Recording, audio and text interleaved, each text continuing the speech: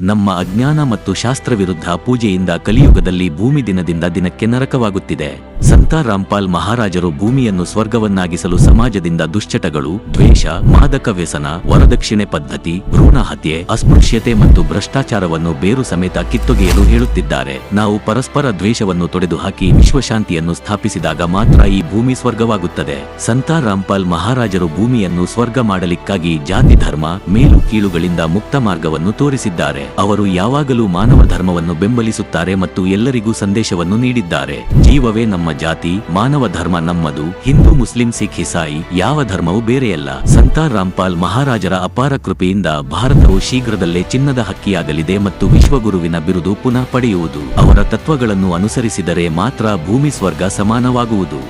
ಹೆಚ್ಚಿನ ಮಾಹಿತಿಗಾಗಿ ಈ ಪುಸ್ತಕವನ್ನು ಇಂದು ಉಚಿತವಾಗಿ ಆರ್ಡರ್ ಮಾಡಿ.